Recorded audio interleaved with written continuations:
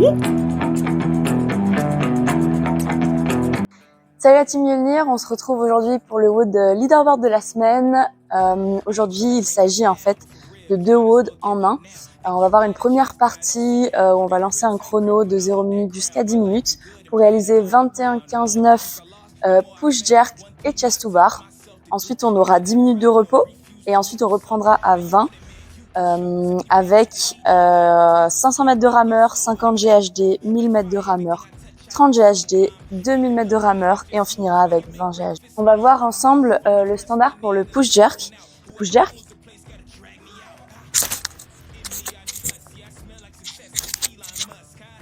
Ok.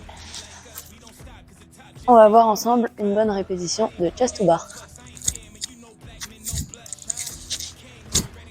Standard spécifique au rameur, si ce n'est que de mettre ses pieds dans les lanières du rameur. Réaliser son nombre de calories, de mètres, pardon, en l'occurrence, attendre que le nombre s'affiche avant de passer à la suite. Pour les GHD, on va venir mettre ses pieds dans les cale-pieds. Une répétition commence avec les 2 mains qui touchent le pad.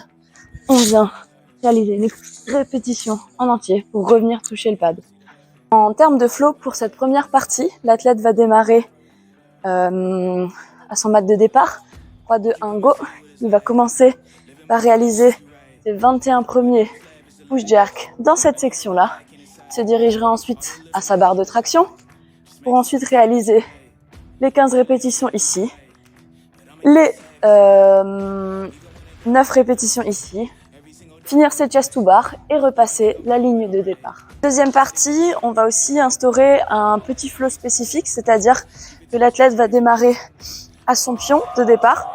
Il va réaliser ses 500 mètres, réaliser sa première série de GHD. Une fois que ce sera terminé, il va devoir avancer son cône d'1 mètre pour ensuite démarrer son deuxième tour. Finir ses GHD, avancer encore le cône d'un cran, ainsi de suite, jusqu'au dernier, pour ensuite terminer son WOD. De stratégie pour la première partie, ça fera un total de 45 reps de push jerk et 45 reps de chest to bar. Du coup, ce que je recommande pour les push jerk, c'est de partir sur 3 séries de 7 répétitions pour la série des 21. Ensuite, essayer de faire 8 plus 7 ou alors 3 x 5 répétitions. Et pour finir avec 5 plus 4 ou alors 9 répétitions si vous vous sentez bien. Pensez à cutter dès le début, en tout cas sur la série des 21, pour arriver un peu plus frais au chest to bar. Sur les chest to bar, ça va dépendre de votre niveau en gymnastique. Si vous êtes très bon en gym, vous pouvez essayer de tenir unbroken. Sinon, cutter dès le début, soit comme les push jerk, ce que j'ai dit tout à l'heure, soit vous pouvez cutter en 2, puis essayer de tenir unbroken sur le reste. Breaker dès le début, vraiment, parce que si vous allez à la rupture sur un WOD comme ça va être très compliqué de finir, sachant que vous allez pousser et ensuite vous avez besoin de vos bras pour tirer. Donc n'essayez pas de chercher la rupture. Sur la deuxième partie du WOD, n'abordez pas les distances au rameur comme des max.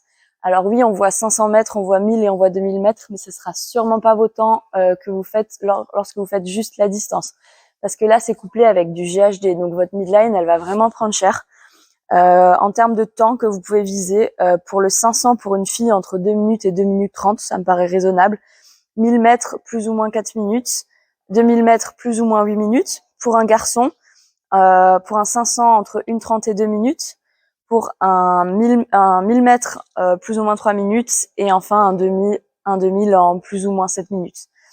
Ne vous tuez pas au rameur, parce que si vous vous tuez au rameur et que vous arrivez sur les GHD, que vous faites 5 répétitions, vous avez besoin de souffler 10 secondes, franchement, vaut mieux y aller plus tranquille au rameur et être frais par contre sur les GHD où là, va falloir plus enchaîner. Pour les GHD, visez alors ça dépend vraiment des niveaux, mais je dirais qu'entre 15 et 20 répétitions minutes, ça me paraît déjà très correct et très solide. Quelques petits tips. Donc comme je le disais, surtout sur la deuxième partie, préparez votre midline, c'est ça qui va prendre cher. Utilisez votre rest à bon escient, vous avez 10 minutes entre les 2 WOD, donc essayez vraiment de réfléchir à ce qui va se passer après. Si vous avez besoin, c'est des trucs cons, hein, mais d'aller au WC, de reprendre la magnésie, enfin voilà, préparez tout ça pendant votre repos pour que quand vous démarrez, vous êtes prêts. Et enfin, ce que je pourrais conseiller, surtout sur la première partie, vous aurez sûrement besoin d'un peu de magnésie. Caler un petit bout dans la brassière ou bien dans le short ou dans le legging. Ça vous économise les allers-retours. Et voilà, amusez-vous.